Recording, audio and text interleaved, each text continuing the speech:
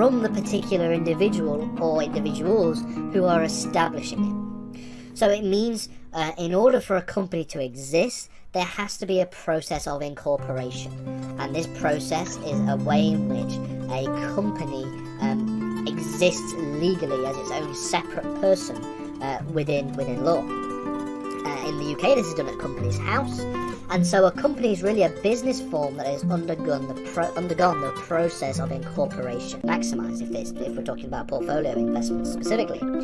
Employees as well, they have interests within business structures because they are relying on the business to pay them a particular wage for particular work, for particular labour. And other different, maybe more smaller, different stakeholders, people like tax authorities. So taxes are interested in making sure businesses pay the amount of tax that they owe. And so really we can legal proceedings against them, but they nonetheless are becoming creditors within a business practice. We can also divide creditors between strong creditors and weak creditors, and really strong creditors include those that have a stronger position within the business, maybe have stronger leverage within the business.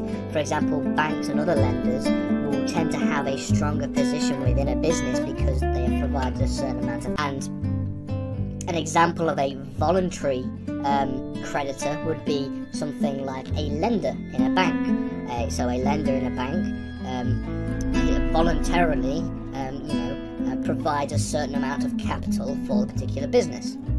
An involuntary creditor could be something like, in the case of tort and crime victims, these people don't intend to enter into some kind of relationship with the business when they are entering. And obviously you can probably imagine the implication of Brexit on overseas companies operating within the UK. So the first major reform that we're going to talk about is the reform to the 1985 Companies Act. And this was a real major overhaul of this piece of legislation. And also it came with it the passage of a new piece of legislation, the Companies Act 2006, which came into force in 2000, and Employment Act 2015. Then we start to see the larger reforms that took place, specifically in response to particularly the COVID-19 pandemic. So one example of this is the Corporate Insolvency and Governance Act from 2020. And this act provides new mechanisms and new methods for a company to restructure, and also for company rescue and company recovery. Now, we will be talking about... we will be referencing the Companies Act a lot throughout this series of lessons, obviously, but the Companies Act itself is particularly huge. It's a very, very, very big, thick, dense piece of legislation, so I wouldn't encourage anybody to read it from start to finish, but we will be referencing all the important parts throughout. And then in 2015 we have a reform to small business, and with the Small Business Enterprise. What I want to do in this lesson is introduce the concept of company law. We're going to look at a number of very basic key elements of company law. We're going to be exploring what the concept of company law is. We're going to be looking at the modern evolution of companies. So we're going to look a little bit about the history and where companies originated, the time periods where they became more and more prominent. We're going to mainly focus on the modern, and they're mainly used for very small businesses, sometimes referred to as micro businesses. And these are generally, if you are, for example, a plumber, and you are a single, self-employed, you work on your own, you tend to be a sole trader because there is, less need for a larger business structure when you're a one-person operating and doing business around the country, for example. One consequence of a sole trader type of business structure I want to use legally to operate my business, then I have to really ask myself three questions. The first is, will the chosen business form facilitate the raising of required capital for the particular business? Or in other words, will the business form, will it meet the capital requirements? Because for some businesses, it requires the creation and the raising of capital. And paid using personal wealth. On the other hand, we have a partnership, and it's really the 1890 Partnership Act that identifies really what a partnership is, and it says, I'm just going to read it word for word, that the relationship which subsists between persons carrying a business in common with the view of profit. This is what a partnership is. And really, a partnership will often be regulated by way of contractual obligations structure. It does not require any formal registration. There is no need for any kind of incorporation of the business structure. There is no formal business structure that is required. It is simply how, if you want to start a business, this is the most simple way to do it. The majority of business forms that exist in the UK are sole traders. I believe it's around 65%. Is that there are no protections if this particular business fails. So if you accrue debts throughout the operation of your business, which is something that generally happens all the time, it's a natural part of business, you accrue debts. Well then, if you are unable to pay said debts, you cannot have those debts written off in the form of bankruptcy proceedings. You'd have to pay that out yourself.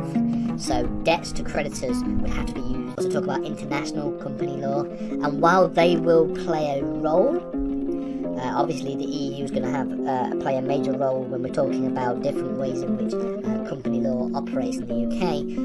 We're not going to focus on them specifically. So let's begin to talk about companies themselves. So that's the sort of housekeeping done and out of the way. Let's talk about specifically what we are talking about with companies, and we're going to begin by looking at what are the different kinds of requirements for the business to take shape. And a very good example of that would maybe be a bank. A bank often offers business loans to individuals who are wishing to start a business, and these are the people that infuse the business with a certain amount of capital to be able to get off the ground. You also have customers and clients. So if I go and walk into a shop, I'm going to purchase an item from a shop. This can be, on the one hand, a secured interest, which we'll talk about in a little minute, and it could also be an unsecured interest. It could be an interest that is a strong interest and a weaker interest. And you can probably pick and choose which ones fall into the sort of strong and weak distinction when we go through this list. So one such stakeholders in a company or a business are lenders, and these are the people that maybe provide the capital, contractual liabilities of a company, things like the Corporate Manslaughter Act. And you've also got regulation from supranational institutions like the European Union, mainly EU directives, and a few pieces of EU case law as well from the ECJ. And obviously we have to talk about the impact of Brexit on company law. And then you've also got a number of international law regulations that seem to act as sometimes more of a guide. Land law or law of tort, where there are obviously lots of changes that take place, but the base structure and the basic principles tend to remain pretty much the same for a long period of time. Company law is very different. Company law changes a lot, and especially when it comes to the implication that different constitutional reforms has on the business world and on business practices. A very good example of that is Brexit. Requires where a debtor has less liability to pay off the debts of the particular business, but in some cases the debts may have to be paid out using personal finances. And so you have to really ask yourself, what are the risks associated with this business structure? And the final question you would ask is, does this business form provide for the most efficient organisational structure? Because organising a business is come to a near endless list of different kinds of stakeholders that we can identify within a business. But how would we identify the different types of stakeholders? And this is why we look at things like creditors. Now, a creditor is simply somebody or an entity who has entered into business with a company. So this can be either voluntarily or involuntarily. With that being said, let's look at business forms, different business structures that exist in the UK, specifically 3 main ones, and then we'll refer to really the pros and cons of each one. So, really, this doesn't necessarily have to refer to a company. In fact, spoiler alert, a company is one of the business forms. The other 2 do not exist as a company, and we'll distinguish between what makes a company and what. And just like with a sole trader, there is no protection from the debts to creditors if a business fails. However, unlike with a sole trader, the liability to the creditors would be shared across however many people the partnership itself. So finally, let's look at the main one we want to talk about, and this is a company. Okay, now a company exists as a separate legal entity, modern legislative evolution of companies, namely since the Companies Act 2006. Then we're going to look at what it means to be a stakeholder in a company, what different kinds of stakeholders there are, and then from that we're going to build upon the concept of business creditors, have a look at the different types of creditors, the distinction between, for example, a secured and an unsecured creditor, so on and so forth, before we finish up by looking at different business. An unsecured creditor is one that doesn't have any collateral within its crediting when it acts as a creditor with a business. And really, in other words, effectively, a secured creditor holds a line on its debtor's property. Now we're going to talk about this in a later lesson, so don't worry about not understanding it too much yet. But the distinction between secured and unsecured creditors generally is probably the most complex of the different ways in which we can distinguish creditors in a business. When it comes to the specifically the legislative evolution of company law, it should be noted that there have been quite a few interesting changes in very recent years, and by very recent I mean literally last year. So really we're talking about since 2006, because it's important that we look at the sort of modern evolution of company law, because company law changes quite a lot. It's not like when the sole tradership that exists wouldn't exist anymore, because it's directly connected to the person operating the trades. It's also, companies are also heavily regulated through a number of pieces of legislation. We've already mentioned them, a number of them here today. We've got mainly the Companies Act 2006, we have the Insolvency Act 1986 for if a company becomes insolvent, and we also have things like when we're referring to with another individual with the intention to carry on business with the common view of profit, then it's that contract that will generally regulate the partnership and will be the source of operations for how the partnership works. And therefore, if you enter into some kind of contractual obligations or enter into some kind of relationship with the view of doing business for a profit, you become de facto partners, and that becomes a de facto partnership. Corporate manslaughter as well. You also have the various people that own some kind of shares in a particular business, or just some kind of interest in terms of investing within the business, owning the business, or being partners within a business. And so these people obviously have a stake in seeing the company or the business do very well, because they want to see their profits, what makes it not a company later on. So really, each business form operates in a certain way for a particular purpose. Now, they're generally tailored towards different types of business operations that people might want to partake in. So there are a number of factors that contribute to somebody choosing a particular business form. So if I want to start a business, okay, and I want to try and pick in countries like England and the Netherlands, we've got, for example, one of the most famous and arguably the largest was the East India Company that spanned across the empire. And the point of these companies, the point in turning your business into a company is to be able to build on and expand business practices and do more business effectively. also mean that a debtor cannot pay its debts to a creditor, and that's when insolvency proceedings begin to take shape. So it's important that we do focus on that in a lot more detail in its own separate lessons, but we will touch on it very briefly in this series of videos as well. And it should also be noted that we are going to be limiting our understanding and our study to UK related company laws. There are obviously other branches of company law that exist. We could talk about EU company law, we could also start with talking about company law, and really the concept of a company is simply that it is an abstract entity.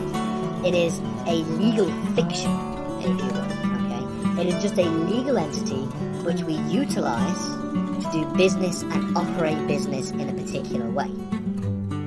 Our modern understanding of the company, the sort of modern interpretation of companies that really hasn't changed that much, since the 16th century, began creditors, and these are secured and unsecured creditors. Now, this is a little bit more complicated, but a secured creditor are ones who are associated with an issuance of credit or product that is backed by a certain amount of collateral. Now, it's better probably to use some examples. So, they generally refer to voluntary creditors, people who, voluntarily enter into some kind of relationship with the business. Lenders, managers, investors, for example. And it really means that they can seek securities from the business, okay? Whereby, if their interests or their issuance of a credit product, are unable to be secured, then the business will have. Then there is a certain consequence from the business, and that is in the form of securities. By contrast, on the other side of the coin, and it exists separately from the people who are running the business, and that's why, unlike with partnership and sole traders, the people who run and operate a company may come and go over a period of time, whereas the company will stay the same. You cannot say the same for a sole trader or a partnership. If somebody decides to retire from a partnership, or if they're a sole trader and they decide to retire, then that might be the case, but not all business structures are geared towards capital, raising of capital and creation of profit. The second question you want to be asking is, what are the risks associated with a particular business form? Specifically, what happens if a particular business fails? In some cases, there are limited liabilities where a debtor forms. So we're going to look at what the kind of business forms we can have and what they're useful for and what they're not useful for in some cases, because there is a difference between company law and there's a difference between that and business law, because company is a form of business, it's a business structure, but it isn't the only form of business structure that exists. So what's the first question? The first question is, what is a company? And it's really a good place to I have an interest in that business because I am, interacting and forming contractual obligations with that business by way of purchasing an item from a shop. You could also talk about tort and crime victims, so people who have been wronged by the business will have an interest in seeing that come to some kind of justice, whether that be a tort or whether that be a crime, a criminal procedure. We'll talk about how company laws should be regulated within particular states. It's very important and key to ensuring its survival. So, really, there are three that we're going to talk about, three business structures that we're going to focus on. We're going to focus on the concept of the sole trader or the sole proprietor, the concept of a partnership, and then finally the concept of a company. And we're going to distinguish what all of these different things mean. So, sole traders or sole proprietorship is really the most informal form of business. Corporate insolvency and bankruptcy law in this series of videos, but what I want to do specifically is focus on them in more detail in their own series of lessons, because technically corporate insolvency law is different to company law. It relates to business practices and it relates to companies, but corporate insolvency is a very specific environment that takes place after a number of things happen, and the main one being, so it's again it's a very informal way of operating business practices in the United Kingdom. It's very similar to a sole trader, except in the sense that there are more than one of you.